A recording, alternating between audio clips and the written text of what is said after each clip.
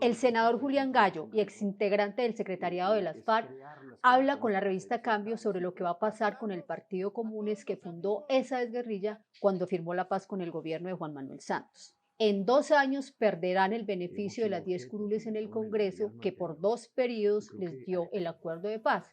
Y si no logran aumentar su votación, podrían perder su personería jurídica como partido. En las elecciones del 2018 y de 2022 no lograron ni el 1% de la votación y en el 2026 se juegan su futuro como fuerza política. Después de esto, ¿qué va a pasar con la que fue, digamos, políticamente hablando, la guerrilla más poderosa de Colombia? Tenemos 2 años antes de volvernos a presentar en las elecciones de 2026 e indudablemente allí se abre un reto enorme para nosotros como partido, como propuesta política, teniendo en cuenta que no ha sido fácil este proceso para nosotros. Tenemos varios factores que uno pudiera decir han impedido avanzar de mejor manera en ese proceso de reincorporación política. ¿Cómo cuál? El, ¿Cómo el- cuál? el- el primero de ellos es Senador. la seguridad, por ejemplo. Nosotros no podemos movernos libremente por el territorio por obvias razones. No podemos ir a las regiones donde históricamente hicimos presencia y tenemos las bases sociales que nos apoyaron en la guerra. Eso nos limita enormemente. Han sido asesinados 435 compañeros y compañeras y entonces eso nos impone una limitación enorme para ese ejercicio político.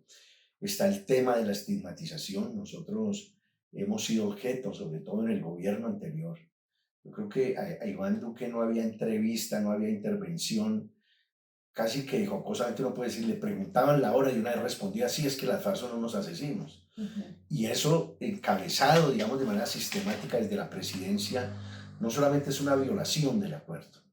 El presidente de la República y el gobierno, independientemente de su ideología, debería disponer la opinión nacional para aceptar que es mejor la paz y no la guerra. Hablando de eso, senador, de las dificultades que ustedes han tenido para, digamos, para avanzar como partido político, eh, las elecciones del 2018, en las elecciones de 2022, luego ya 2 periodos, ustedes justamente no alcanzaron ni el 1% de la votación del país.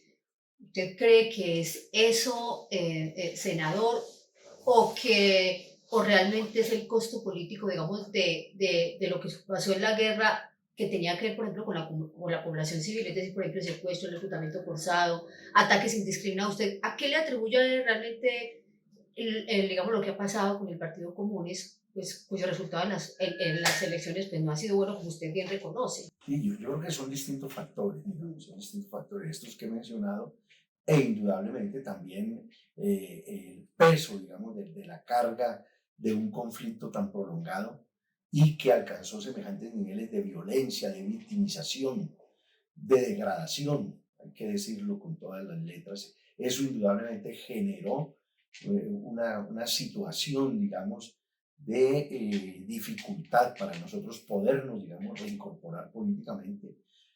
Está todavía, que es otra dificultad que tenemos, la situación con la Jurisdicción Especial para la Paz.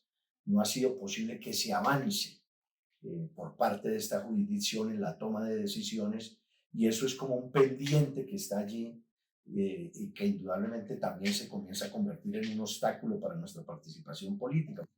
Justamente ustedes se alzaron en armas para luchar por transformaciones sociales, ¿cierto? Y luego pues entraron a una negociación pues buscando lo mismo. Con las armas no fue que lograron las transformaciones sociales. La pregunta que uno se hace hoy, con la política tampoco, ¿y por qué se lo pregunto? Precisamente por los resultados de las elecciones en el 2018 y en el 2022. Entonces, no fueron las armas, tampoco los votos. ¿Cuál es el camino del Partido Comunes a partir de 2026, cuando ya el Partido Comunes no va a tener las curules en el Senado y en la Cámara? Bueno, es que yo creo que no se puede hacer esa afirmación tan categórica de que con la política tampoco. Hoy en día tenemos una realidad, por primera vez en la historia de la vida republicana de nuestro país, de un gobierno alternativo de izquierda. Es impensable la presidencia de Gustavo Petro sin haber firmado la paz. Es decir, una cosa es los resultados electorales de Comunes como tal y otra cosa es el potencial transformador que desató el acuerdo, factor, uno de ellos, ¿cierto?, que va a determinar que apenas 6 años después de la firma del acuerdo llegue un gobierno alternativo democrático, cosa que no hemos visto en 200 años. ¿Usted qué piensa precisamente que el presidente Gustavo Petro, el primer presidente de izquierda que ha tenido Colombia, ha aprovechado la oportunidad para la izquierda que ha sido su presidencia? Nosotros siempre dijimos que era necesario un gobierno de transición. Hoy en día uno puede decir no solamente un gobierno, sino varios gobiernos de transición, abrir un periodo que se inicia con Gustavo Petro, pero que hay que prolongarlo, y no estoy pensando solamente en gobiernos de izquierda, en gobiernos alternativos, sino que este país transite hacia un modelo, hacia un régimen político más abierto, más democrático, más incluyente, y en ese sentido me parece que sí ha aportado este gobierno. Seguramente, como todo lo humano, pues puede ser perfectible, pero ha avanzado en qué aspectos, por ejemplo. La conversación política hoy en día en Colombia gira en torno a los grandes problemas, a las reformas. Estamos hablando de la problemática que hay alrededor de la salud, de la educación, del tránsito hacia una energías más limpias.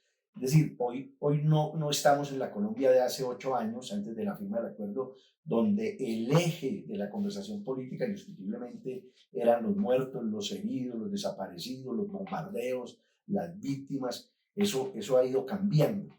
Entonces me parece que sí estamos en un proceso muy interesante. O sea, para ustedes eso ya es una ganancia. Por supuesto que para el país, para ustedes. Efectivamente, lo que nosotros, la decisión que nosotros tomamos al firmar el acuerdo ha aportado, digamos, en ese sentido, a profundizar y a ampliar la conversación política y los espacios democráticos. Seguramente nos falta todavía mucho, pero consideramos que ya entramos en un proceso que, a pesar de la polarización y de lo complejo que se pueda ver hoy en día, todo este debate político es irreversible. Usted me está diciendo a mí que prácticamente la reincorporación de las FARC a la vida civil, después de 50 años y más de combatir al Estado por las armas, marcó un punto de inflexión en la política de Colombia. Es exactamente. Indudablemente, indudablemente. ¿Qué van a hacer como partido? ¿Van a fusionarse con el pacto histórico o van a emprender su propio camino? ¿Cuál va a ser como la tarea de los ex jefes de la FARC, particularmente, que han liderado la reincorporación a la vida civil y, más allá de eso, el cambio de armas por votos? Bueno, nosotros somos un proyecto político que no va a desaparecer, eso lo podemos decir con toda tranquilidad, más allá de que haya una normatividad que diga, bueno, es que la personería jurídica si no alcanzan el umbral, porque hay alternativas. Nosotros en este momento estamos discutiendo la propuesta que se ha hecho desde el pacto histórico de construir, digamos, un partido único, la fusión de las personerías jurídicas en una sola, dado que la Constitución no permite coaliciones que superen el umbral del 15% en las elecciones a Senado, que es la circunscripción nacional. Nosotros creemos que no es posible, en el caso nuestro, hasta ahora es la decisión que mayoritariamente se ha tomado por parte de la Dirección Nacional y también en la Asamblea de Delegados, pues, que es la máxima autoridad nuestra, disolvernos como partido dentro de esa propuesta. Consideramos nosotros que vamos a seguir apoyando desde luego el gobierno de Gustavo Petro. Sin fusionarse. Sin fusionarnos, pero hemos venido construyendo una alternativa con otras organizaciones, otros partidos, y seguramente estamos diseñando una ruta que posiblemente nos va a colocar en la alternativa de tener un candidato presidencial único por parte de estos dos bloques, digamos, de fuerzas alternativas y de izquierda, incluso de centro, escogido ese candidato único a través de una consulta presidencial, pero de pronto dos grandes listas al Senado de la República y de Cámara en los distintos departamentos, unos agrupados en torno a una personería jurídica en el pacto histórico y otros que sí podemos coaligarnos porque no superamos el umbral del 15% también con una lista, pero apoyando el mismo candidato presidencial. O sea, entonces, a eso le estamos si le entiendo apostando. bien, van a seguir siendo partidos comunes, van a armar Correcto, coaliciones, pero no van a correcto. hacer fusiones. No vamos a Ah, fusionar. ok, perfecto. Bueno, Exacto, exacto. ¿ustedes cómo han visto la implementación del acuerdo de paz con el presidente Gustavo Petro? A veces parece que el presidente no entendiera el acuerdo de paz. ¿Ustedes qué piensan? Bueno, mire, yo fui compañero de comisión de Gustavo Petro los 4 años anteriores, en la comisión primera estuvimos. Ah, qué bien. Y durante esos 4 años a mí me tocó escuchar al hoy presidente, en este caso como senador, hablando de la paz chiquita. La paz chiquita. Un poco de forma peyorativa contra el acuerdo de paz. La primera reunión que nosotros tuvimos ya con elegido como presidente, ya posesionado, le hacíamos ese señalamiento. Ajá. Un poco porque de pronto desde su curul en el Senado, en ese entonces Gustavo Petro no había entendido la profundidad de ese acuerdo de paz. Ya sentado en la silla presidencial, él se dio cuenta que ese acuerdo en buena medida estaba siendo una parte fundamental de su propuesta política. Voy por partes. Él habla de convertir a Colombia en una potencia productora de alimentos. Y eso necesariamente lo remite hoy en día a la implementación del punto 1 del acuerdo de paz. Desarrollo rural. Claro, la reforma, ¿cierto? La reforma rural integral. Entonces, ese es un aspecto que seguramente él hoy en día lo ha llevado a revalorar esa idea que tenía del acuerdo de paz. Pero lo mismo en la política nueva de drogas.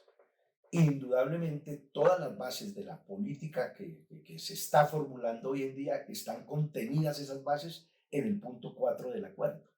Es decir, el punto 4 del acuerdo sentó las bases para que hoy en día se pueda hablar de una nueva política de drogas, en la medida en que tomó distancia de la mal denominada guerra contra las drogas y abrió la posibilidad, primero, de darle al campesinado la posibilidad de manera voluntaria, concertada, de transitar hacia otras economías lícitas, pero al mismo tiempo de poner el énfasis, que es lo que se está haciendo hoy en día, y eso está escrito así en el acuerdo de paz, en digamos, los eslabones más fuertes de la cadena del narcotráfico. Lo que uno podría entender, senador, es que eso ha venido a comprender el presidente, la importancia del proceso de paz con la FARC la vino a comprender hace muy poco, porque no fue al comienzo del gobierno, se planteó una paz demasiado grande. ¿Así lo ve usted?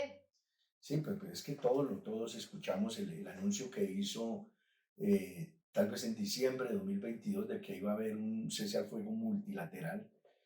Y es evidente, digamos, que en el esfuerzo, que indudablemente lo ha hecho este gobierno, de alcanzar, digamos, ese anhelo de la paz total, se ha ido encontrando, digamos, con las dificultades propias de la complejidad de un conflicto como el que hoy en día tenemos, o los múltiples conflictos, mejor. Es que otro aspecto que de pronto no se ha valorado completamente, digamos, por parte del país, es que el conflicto, como nosotros lo vivimos, está cambiando, cambió totalmente. Entonces eso implica tener una sola estrategia, en este caso de negociación, de paz por a través del diálogo, pero que se debe materializar como efectivamente se está tratando de hacer en distintas mesas, porque una cosa seguramente va a ser el diálogo, o está haciendo el diálogo con el Ejército de Liberación Nacional, otra cosa en el proceso con la segunda Marquetalia, otra con los mordiscos, que hoy en día ya no es mordisco 1, sino mordisco 1, 2, 3 y 4. Entonces, el plan del Golfo, las denominadas estructuras urbanas. ¿Qué opinión le merece a usted esa paz total, o por lo menos la pretensión de la paz total? ¿Le parece realista? Y a usted por lo menos, ¿qué le dicen los resultados después de 2 años de gobierno? Es realista en el sentido de que hay que buscar, digamos, apagar todos estos focos, pero evidentemente ha habido más voluntarismo que estrategia, más deseo que estrategia. Pienso que a eso me quería referir. Digamos, el planteamiento en general, yo creo que todos lo apoyamos, pero la preocupación surge cuando vemos que no hay una gran estrategia de la cual se deriven líneas para ver cómo solucionamos por la vía del diálogo cada uno de esos conflictos. Por ejemplo, Entonces hay una improvisación permanente improvisación y permanente. eso nos Por ejemplo, preocupa. senador, usted, hay analistas que dicen que el ELN no va a entregar las armas, uno, y dos, que este gobierno va a terminar sin un acuerdo de paz con el ELN. ¿Usted piensa lo mismo? Nosotros somos partidarios, obviamente, del diálogo, de la solución política negociada de los conflictos y en ese sentido apoyamos todos estos esfuerzos. No hemos querido, hemos tratado de ser cautos por responsabilidad histórica, política con el país, posar, digamos, de sabelotodos, de que tenemos las fórmulas. Se lo hemos dicho al presidente, se lo hemos dicho al comisionado de paz, a los comisionados de paz. Si consideran que nosotros en algo podemos aportar, estamos a disposición, sin necesidad de figurar, sin necesidad de aparecer, ¿Y lo han pues tomado en cuenta? porque tenemos una experiencia no despreciable de 53 años de conflicto y 33 años de conversaciones de paz. Así es. Ese es un patrimonio del país, ese es un patrimonio que nosotros ponemos a disposición, no solamente de este gobierno, sino de cualquier ¿Y el gobierno. gobierno ha tenido en cuenta ese crecimiento? Pues digamos que nosotros hemos podido intercambiar opiniones con el presidente cuando nos hemos reunido, pero es una decisión que obviamente tiene que tomar el gobierno hasta dónde considera que nosotros podemos aportar. Precisamente usted ha criticado en sus redes al ministro Juan Fernando Cristian, nuevo ministro del Interior de Gustavo Petro, que fue ministro del Interior de Juan Manuel Santos mientras él hacía la negociación con las antiguas FARC, porque dice que ha reducido el acuerdo de paz eh, a unas partes de la implementación, ¿cierto? Y hoy vemos al ministro, por supuesto, haciendo la tarea de lograr un acuerdo nacional. ¿Cómo era el ministro Cristo en la búsqueda de ese acuerdo nacional? Bueno, el ministro Cristo hizo parte del gobierno de Juan Manuel Santos con el cual negociamos nosotros el acuerdo. Por lo tanto, conoce no solamente la letra, sino el espíritu. ¿Qué hay detrás de cada coma, de cada frase que está contenida en ese acuerdo? En la introducción del acuerdo hay un párrafo que desató aquí hace unos meses una polémica cuando el ex canciller Álvaro Leiva hizo referencia a ese párrafo, en el sentido de que allí hablamos de la necesidad de un gran acuerdo nacional liderado por el presidente, el que fuera, y la otra alta parte contratante, que somos nosotros. ¿Con qué objetivo? De allí dice, hay que hacer las transformaciones institucionales necesarias para poder avanzar en la materialización de este acuerdo de paz. Entonces, cuando nosotros le decimos, ¿cierto? En el caso mío, en el trino al que te refieres, ministro Cristo, el acuerdo de paz no es solamente el hospedero, es parte del acuerdo. Entonces, no nos oponemos a eso, pero también es importante y necesario que la cabeza del Estado, el gobierno, ¿cierto? El gobierno se pronuncie por el cumplimiento del acuerdo, por ejemplo, en materia de víctimas. Es que ese punto también es parte integrante del acuerdo. ¿Y qué específicamente del punto de víctimas? Nosotros hemos venido expresando nuestras preocupaciones por la desviación que ha tenido la Jurisdicción Especial para la Paz. Entonces decimos, el acuerdo no puede limitarse al hospedero, desde luego que estamos de acuerdo con eso, pero y el cumplimiento de la palabra del Estado en materia de las garantías de seguridad jurídica para los firmantes de paz, eso no es importante. El compromiso del Estado, el compromiso de los gobiernos debe ser la implementación integral del acuerdo, no puede quedarse por fuera ningún tema. ¿Y cuál sienten ustedes que están como ninguneando, por decirlo de alguna manera? Yo diría que en general, digamos, uno pudiera quejarse de muchos temas. Este gobierno ha puesto el énfasis en la reforma rural integral, nos parece ideal. No se ha radicado por parte de este gobierno ninguna iniciativa de reforma política. Una que se radicó no contenía todos los aspectos que están contemplados en el punto 2. Voy a mencionar algunos.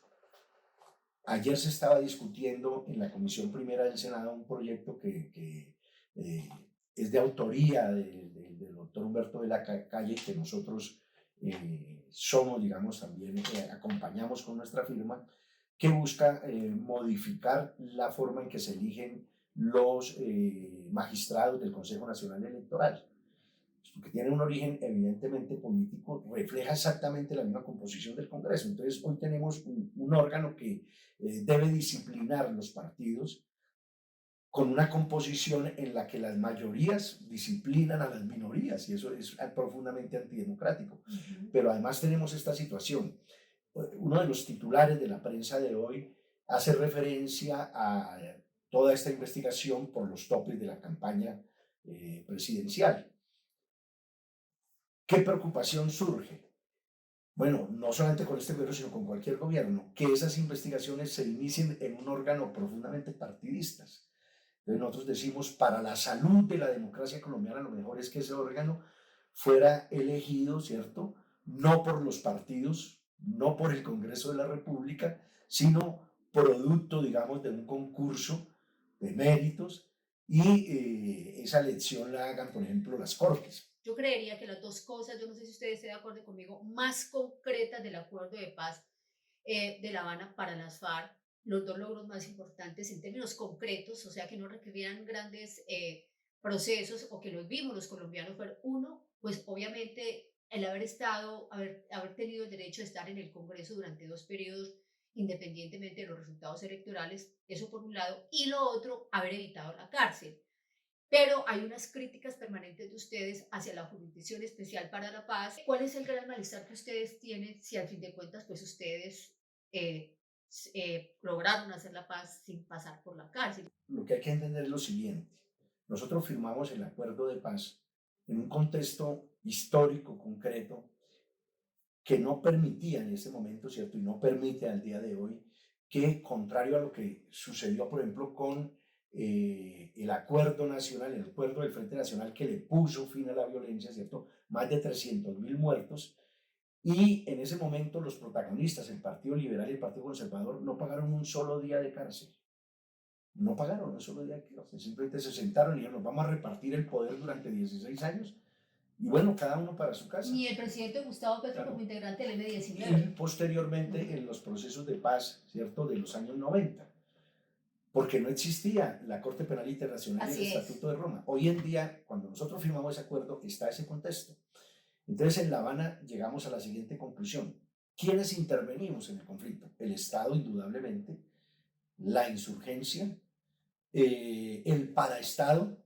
Estoy hablando de las estructuras armadas, no solamente las estructuras armadas del paramilitarismo, sino de los financiadores del paramilitarismo, los denominados terceros. Los funcionarios civiles, los altos funcionarios civiles del Estado, los presidentes, los ministros, los gobernadores, es decir, todos participamos de una u otra manera en el conflicto. Entonces, eso nos llevó a la necesidad de encontrar, para evitar, digamos, que quedara la impunidad, una jurisdicción especial para la paz. Es para eso. Y como era para la paz, el primer acuerdo fue, aquí no se trata de someternos a la justicia del Estado al cual nosotros combatimos por 53 años. Entonces, buscamos una fórmula basada en los avances más importantes de la justicia a nivel internacional para la solución de conflictos, que es la justicia restaurativa. Como novedoso el acuerdo nuestro que tiene, que nunca no existe, no hay al día de hoy ningún otro ejemplo, en que partes intervinientes en un conflicto se pongan de acuerdo y digan, voluntariamente nos vamos a someter a un tribunal. Eso no tiene precedentes, por eso ese tema ha sido tan valorado por la comunidad internacional, por la propia Corte Penal Internacional. Pero ¿qué nos encontramos cuando el acuerdo llega aquí a Colombia? El día antes de la firma del acuerdo, del segundo acuerdo en el Teatro Colón, 7 de la noche más o menos, nos llamó el gobierno, no recuerdo si fue el doctor Humberto de la Calle o Sergio Jaramillo, se comunicaron en ese momento con Iván Márquez y le dijeron, mire, tenemos un problema aquí en el Palacio, es que llegaron los altos mandos de las Fuerzas Armadas, le pidieron una reunión al presidente y le dicen que no están dispuestos a dejar firmar el acuerdo si no se quita un párrafo del acuerdo que obliga a los altos mandos militares a comparecer en virtud del principio de la cadena de mando a responder a la Jurisdicción Especial para la Paz por los crímenes que hayan cometido sus tropas, incluido miren esto, el enriquecimiento ilícito que hubiesen tenido los mandos militares en el conflicto. Entonces, ¿cómo hacemos? Entonces, finalmente, que eso se quitó, pero al quitarlo... ¿Ustedes aceptaron en ese momento quitar eso? No, ponle, te explico. ¿Qué sucedió? El presidente Santos, muy preocupado, dijo, ¿por qué no que venga Enrique Santiago, que era asesor nuestro? Sí, claro. Asesor nuestro, ha participado en el diseño de la Jurisdicción Especial para la Paz, porque no será posible que él venga al Palacio y trate de convencer a los generales que con eso lo que están abriendo es una puerta que va a dejar abierta la posibilidad a que en el futuro la Corte Penal Internacional venga por ellos, porque va a haber impunidad en esos casos. Efectivamente, Enrique Santiago fue hasta el Palacio de Nariño, se reunió con los mandos militares que estaban allí y no fue posible convencerlos.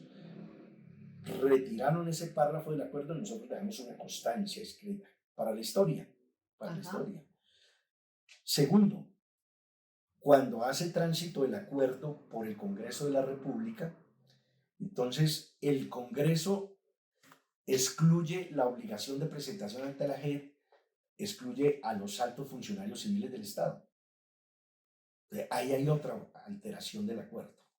Y cuando el acuerdo finalmente llega a la Corte también dice los terceros no están obligados a presentarse ante la JEP. Entonces, miren, lo que tenemos hoy en día es una jurisdicción para la insurgencia y para los mandos militares que estuvieron involucrados directamente en los hechos. Senador, oyendo todo ese relato que es verídico, que es cierto, digamos, salvando el tema de los militares que se presentan la noche anterior a decir no aceptamos ese párrafo, si no, no firmamos, lo otro pasó por esas instancias democráticas del país, que mal que bien, pues tenían que surgir el Congreso, las Cortes. No asumen ustedes que eso es como parte del proceso que tenía que ocurrir. No por lo siguiente, porque es que nosotros negociamos con el jefe del Estado, Juan Manuel Santos no firmó ese acuerdo como presidente, como jefe de Estado, y elevó ese texto a través de una declaración unilateral de Estado al carácter de documento oficial del Consejo Central de ¿Y Naciones qué subsanaría hoy eso? Esa no, situación que a ustedes los tiene tan incómodos, que solo las FARC se quedaron respondiendo, ¿qué subsanaría eso? No, retornar al espíritu inicial. Por eso nosotros estamos diciendo lo siguiente, pero a eso se le agrega que la Jurisdicción Especial para la Paz en sus decisiones ha venido violando, entre otras cosas, parte de una decisión de la Corte Constitucional cuando se pronunció sobre el acuerdo y la ley estatutaria en el sentido de que los desarrollos normativos del acuerdo tienen que recoger el espíritu y la letra de lo que allí está contenido. Eso, ¿y qué se ha pactado la JEP de eso? Está diciendo lo siguiente. Han abierto hasta el momento 11 macrocasos, están anunciando que van a abrir el 12, y entonces nos están diciendo, por cada macrocaso va a haber una resolución de conclusiones, y en el acuerdo dice una sola resolución de conclusiones por todo. Explíquele a la gente, senador, ¿en qué afecta eso ¿lo afecta a usted o al entonces máximo jefe de las FARC, Rodrigo Londoño, conocido como Timochenko? A todos ustedes, en lo personal, ¿qué afecta esa actuación de la JEP, independientemente de pues, que uno lo califique, en qué nos afecta directamente? En todo. Afecta el núcleo del acuerdo, que es la reincorporación política. Nosotros llevamos ya hoy, vamos para 8 años de haber firmado el acuerdo, y no hay hasta ahora una sola decisión de la JEP de sanciones. No hay.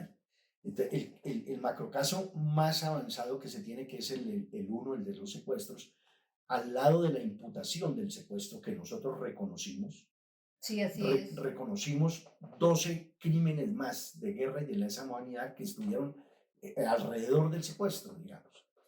Entonces, esa demora en las sanciones, ¿por qué nos afecta a nosotros como personas, pero sobre todo como proyecto Explíquele a político? la gente cómo Que no nos vamos a afecta. tener seguridad jurídica. Si la esencia del acuerdo es la participación política, vamos a estar en un limbo que no nos va a permitir tranquilamente con las mismas garantías del resto de los ciudadanos hacer política. La gente va a decir, pero es que ustedes no pagaron cárcel, pero es que no pagamos cárcel porque hubo un acuerdo de paz que terminó una guerra de 53 años. El Estado durante 53 años no tuvo la capacidad fáctica de reducir ese grupo insurgente. O sea, senador, que digamos que la inseguridad jurídica se acaba si, por ejemplo, mañana un magistrado de la JEP dice el senador Julián Gallo debe ir a construir una escuela en la vereda X del municipio X del Tolima como justicia, como parte de la pena restaurativa que fue la que se estableció en vez de cárcel. Eso es lo que estamos pidiendo, que tomen esas decisiones rápido para poder tener seguridad jurídica. Exacto, pero si la toman hoy y entonces a usted mañana le toca ir a hacer eso, a ir a construir una escuela en sus tiempos libres, en los que, sí, usted se sentiría ya más tranquilo. Pero por supuesto.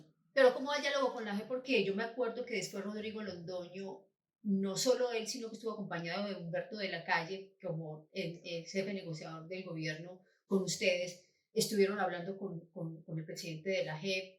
¿Eso en qué quedó? Eso fue un evento, si mal no recuerdo, en la que se le entregó a Rodrigo Londoño, ¿cierto? Como jefe que fue, ¿cierto? De las distintas FARC, una resolución de amnistía. Resolución de amnistía que estaba firmada por Juan Manuel Santos, es decir, estaba desde el 2017. Realmente, pero eso no se ha resuelto entonces. Después de eso, ¿cuántas personas de las antiguas FARC han obtenido la libertad? Digamos que han habido avances, pero eso va a un ritmo que, de seguir así, van a terminar el periodo de la jurisdicción especial y no van a haber sanciones, y eso a nosotros nos preocupa. Es lo que más lo frustra a usted, o sea, después de todo este proceso de guerra, paz, política, ¿qué es lo que más lo frustra a usted hoy? La frustración más grande nuestra es que una jurisdicción única en el mundo que está llamada a convertirse en un ejemplo de paz se esté convirtiendo en una justicia que finalmente va a ser un obstáculo para la paz en el país. Con esto que está haciendo la JEP va a ser imposible que otras organizaciones acepten una salida a través, digamos, de la Justicia Especial para la Paz. Eso es frustrante, porque es que es una justicia para la paz y se ha convertido también en un factor, digamos, de entorpecimiento, de estigmatización, entre otras cosas, contra los firmantes de paz. Pero también lo que usted más aprecia. El logro más grande, digo yo, pues aparte obviamente de cuántas vidas se podrán haber salvado en todos estos 8 años, luego de que firmamos el acuerdo, es que nosotros con ese acuerdo de paz generamos un proceso de transformación de la sociedad colombiana, sobre todo a nivel de la cultura política. El proceso de paz, quitando el ruido de los fusiles del escenario de la política, logró generar un proceso de discusión y de conversación política en el país alrededor de los grandes problemas, y eso nos parece a nosotros que es lo que finalmente se logró materializar y expresar en la elección de un gobierno democrático, alternativo, de izquierda, por primera vez en la historia, con todas las críticas que puedan haber sobre ese gobierno, pero la Colombia que tenemos hoy en día es muy distinta a la que teníamos hace 8 años y estamos entrando en un proceso que ojalá termine en ese propósito del gran acuerdo nacional, en el que en medio de las diferencias los colombianos nos podamos sentar tranquilamente a exponer nuestras ideas sin violencia y buscando los consensos para que finalmente esa paz logre ser estable y duradera. O sea, con todo y que al Partido Comunes le ha costado posicionarse como partido político, ¿valió la pena, senador? No tenemos duda, ninguna duda. Muchísimas gracias, senador, por el tiempo, por responder sobre todos los temas.